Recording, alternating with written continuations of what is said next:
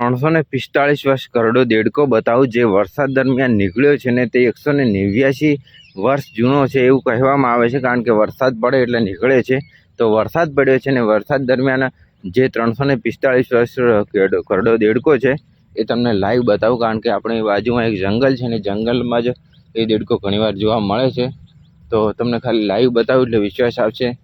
તો આપણે અત્યારે જે વરસાદ પડ્યો છે એ જંગલ તરફ જઈ રહ્યા છે અને લાઈવ ત્યાં જઈને જોઈએ કે એ દેડકો છે કે નહીં, કારણ કે 345 કિલોનો દેડકો કેટલો મોટો હોય તો તમને ખબર જ હશે. તો આ જોઈ લો, આપણે આ જંગલ છે ને આ કૂતરો પણ એ દેડકો જોવા આવી રહ્યો છે. જોઈ લે, આપણે આગળ જાય છે. તો અહીંયા એક જંગલ છે અને જંગલમાં એ દેડકો જોવા મળતો, તમે ખાલી જુઓ, કારણ કે એ ભયાનક જંગલ છે જ કે ત્યારે વિશ્વાસ નહીં આવે. તો આ કૂતરો પણ એ દેડકો, જંગલ એકદમ ભયાનક જ છે, જતા હોય છે.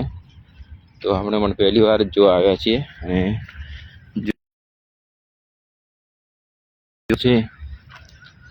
જોઈ લો, ખાલી જગ્યા પણ ઘણી બધી ભયાનક જ છે.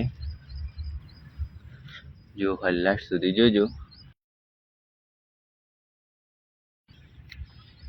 અહીંયાથી એક જંગલનો રસ્તો જાય છે જે અહીંયાથી જ જાય છે. આ જોઈ લો ખાલી, પણ અહીંયાથી આપણે અત્યારે નીકળે એવું નથી એટલે આપણે થોડુંક ફરીને જવું પડશે. તો પહેલાં અહીંયા જોઈએ કે દેડકો છે કે નહીં, પછી આપણે આગળ જઈએ.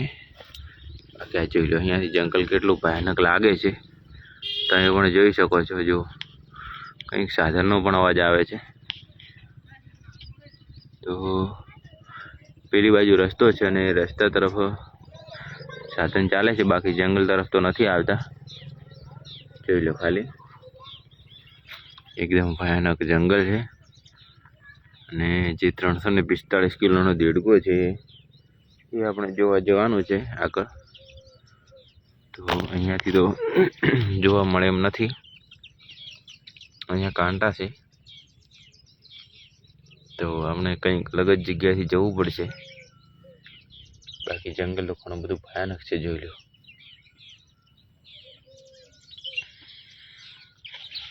તો મિત્રો વરસાદ પડ્યો છે ને વરસાદ દરમિયાન એ દેડકો નીકળ્યો હતો.